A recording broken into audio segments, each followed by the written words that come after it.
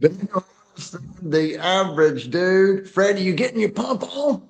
Yes, Pump Day. What did Oh, you even say to start this show off? I never plan what I'm going to say. I wait until we snap that ball and something comes out. I've done it 430 times in a row. What's your favorite thing for me to say in the beginning? What's that thing that's like, man, that was perfect? Oh, wow. I don't have one. No, you don't. You don't. You Just don't have. just the pure excitement of seeing your face at 7:55 overwhelms me so much. Half the time I don't remember what you said because I'm kind of like starstruck. You know what my favorite thing is that you do? Validate you?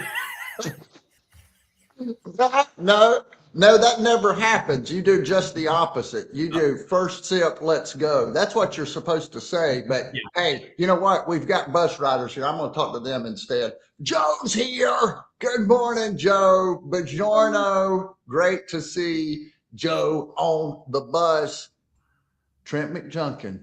Trent McJunkin did a little leadership training, John Maxwell style. Oh, I saw that. Yeah, What a yeah. lucky rascal. I Wonder if he know. learned We anything. I know that he has learned quite a bit, and it's really fantastic. They do an amazing job. That John Maxwell, the entire class, and the leadership training. If you've done any of that or been around that, fantastic stuff. Now Trent's got the designation. Yeah, big Have deal. you done it? I have not gone through the training, no, Yeah. but I am familiar with some of his stuff. And as a matter of fact, I'm sitting here thinking, gosh, I should have Googled some John Maxwell stuff and brought it up because he's fantastic. Yeah. Now, would you have Googled it or would you have gronked it? We all say Google when we are just investigating things digitally. And so I say I'm going to Google it, but what I really mean, I'm gonna grok it. What I'm going to do is turn on AI, my conversation, and I'm going to say, hey, what about this thing? Because I like to talk, as you know. Can you, since you do like to do that, can you give us a first sip? Let's go so we can take a sip of coffee. Oh no no no It's no pump no! day. You're doing that. You're doing that this morning. You're going to do the first sip. Let's go. We've already said that that's what we're going to do. So, hey, first time visitor, first time Sarah. visitor, Sarah. Generally speaking, what really Freddie is here for is so that he will do this thing where he goes first sip. Let's go. And it's really good and it's motivating and it's encouraging to everybody on the bus. And And now he wants me to do it. and then I don't have to say a word the rest of the time. There First sip, let's go! it is. We got it. We got it. It takes a little bit sometime. And hey, Mike loves the let's go too. Sarah, great to see you here. And we've been doing this for a long time. And Freddie and I put up with each other so that we can get our day started with all these great people on the bus. Speaking of great people, there's Vicky Watts. Good morning, Vicky. Great to see Vicky here as well. And let's see what she says about John Maxwell. I have been to a John Maxwell leadership training. Loved it. I've read his leadership books and I've read his children's books to my children when they were young. Wow. I'd love to see what the children's books are. Let me ask you this. Who is the OG, the number one motivational sales guru person? Who comes to mind when you think who is the real deal Holyfield in that world? I mean, in the leadership world, it is Maxwell, guaranteed for sure. But then you look at you jump over to the sales and you go back. You got Zig Ziglar, Tom Hopkins, Brian Tracy, and then you start sliding into your Cardones and Elliott's and Different styles, different generations. Jeremy Minor. Jeremy Minor, I'm not familiar with Jeremy Minor. What it's same type vibe. A lot of these guys have things in common, and girls have things in common. Uh, And then other folks have a little bit of a different philosophy. But lots of content out there, lots of folks saying lots of things when it comes to leadership. The law of the leadership ability determines your team's ceiling. If the leader grows, the organization grows. If not, everything stalls. What do you think, Fred Blanton? Facts. I agree. Andy Elliott talked about that when he was talking about working with service organizations. And he basically, hey, you want to motivate your team, you got to motivate yourself.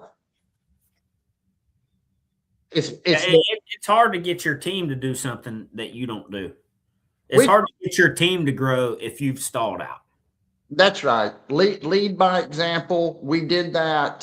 We talked about that earlier this week when we talked about the Q. That. Lead by example. This right here.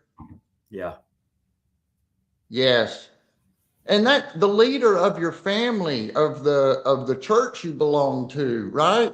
Of the work, the leader of the Q. When we're out here working out in F3, the energy of the group is determined by the energy of the leader. The end. I don't think we've ever had a Q where that wasn't the case. Brian Tracy, for me, for sales, Brian Tracy is good. I think he wrote that book, No Excuses, which is a great book. Yes. That is a good one because we love to make excuses. And once we identify that excuse, do you know it when you're making an excuse, Freddie Blanton? Yes. Everybody knows it when they're making an excuse. Yeah. No, I agree. Everybody knows when they're making a mistake. What do you want to talk about this morning, Fred? What in your mind, when you hear the term needle mover, what does that mean? My mind immediately went to cleaner. You know, that just another terminology, but someone that produces results. That's not all talk, that produces results. Is it someone that makes excuses? A needle mover is too busy moving the needle to make excuses. How does somebody go from stagnant to be a needle mover? Clarity. Explain yourself, Danny. Well, I think it was you and I that were talking about it yesterday. It's something that I riff on with different folks a lot about is desire. When we want something, when I've been around various sales folks of various success levels through the years, the number one quality that determines outcome is desire. More so than skill, more so than the person that has I've known fantastic salespeople, great conversationalists, unbelievable on the phone.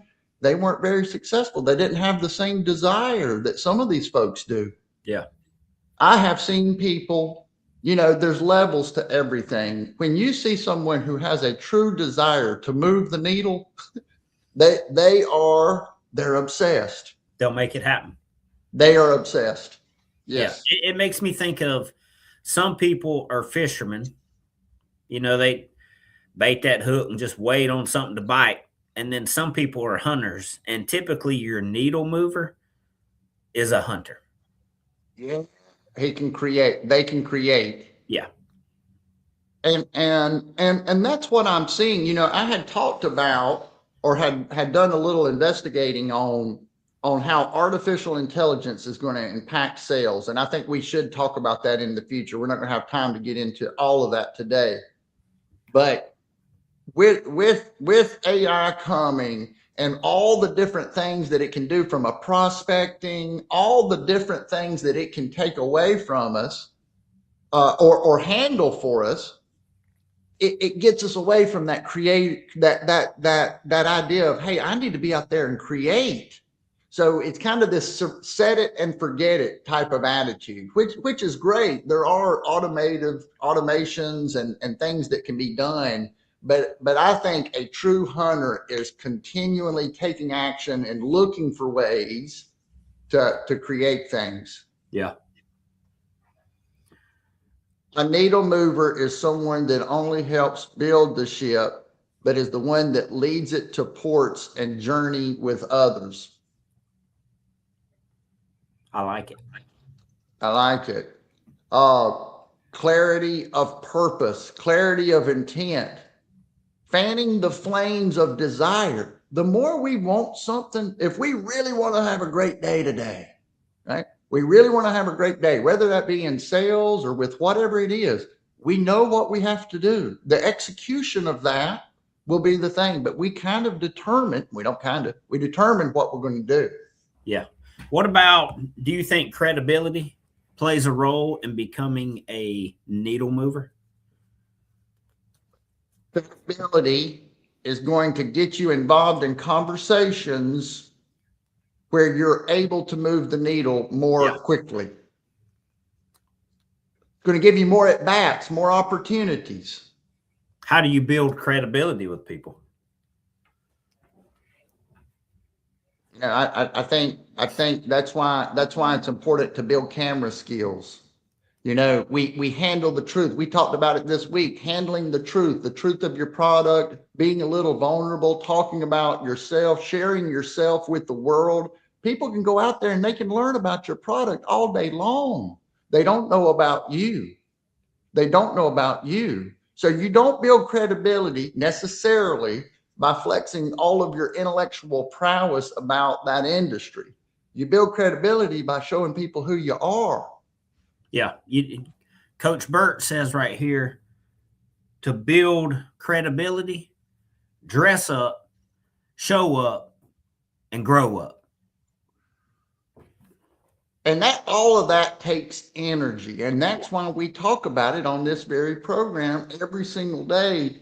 We have to kind of flip that switch to show up and do all those things, all those ups. That's a lot of up. That's a lot of energy. Let's see what Sarah says here. She's a first-time bus rider. I hope she's getting her mind right this morning. Resiliency. If you simply focus on 1% better than the day before, the end of the year multiplies. Compound effect. When you think you will see year-end results in a month, you will fail. If you're tenacious and resilient, you're going to see fantastic needle-moving results. What do you think about being resilient in sales? You got to be resilient, right? Because it's one of those worlds that's up and down. You got to be tough. You got to be able to hang in there. And I think as you build credibility, it helps you gain some status. And then when you get some status in your industry, it makes it a lot easier to make new connections, which gives you bigger opportunities. That's right. That confidence starts snowballing. You're winning deals. You've made some folks happy. They're coming back. You've got proximity to others. Good things keep happening.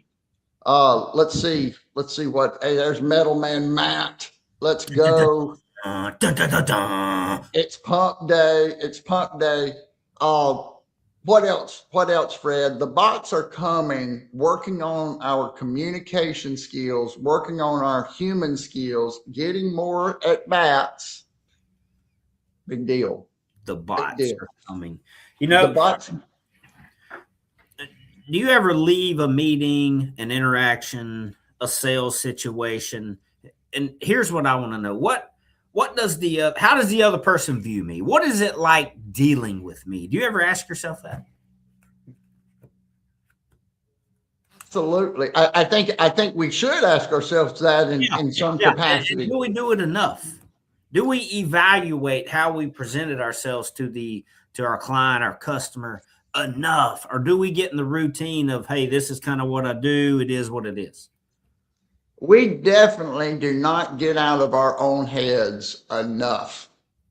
The more we can get out of our own head and be empathetically interested, curious, and genuine in that prospect, That's what we're doing. We all feel it. We don't want to connect with someone where it doesn't feel like they see us. But if someone sees us, if they say, you know, that you can tell that there's some interest, well, man, that makes it a lot easier. Yeah. You know, I thought about this the other day when somebody recorded my golf swing. I was trying to see what I was doing. Yeah, yeah. And then I thought, well, why don't we do that in sales? I know people record calls, but what about your body language? What about your greeting? What I would love to have a video start to finish of an entire deal. And then what did that look like from the customer's end? Hey, I've got great news. There's this guy named the Average Dude. He's got something called the Energy Hub. And what we're doing, Fred, business owner, salesperson, you're going to meet for the first time. Now, does it mean that we've made an appointment and we're going to get into the same room and you're going to tell me about your product or service and I'm going to be like this? I don't want to hear it the whole time.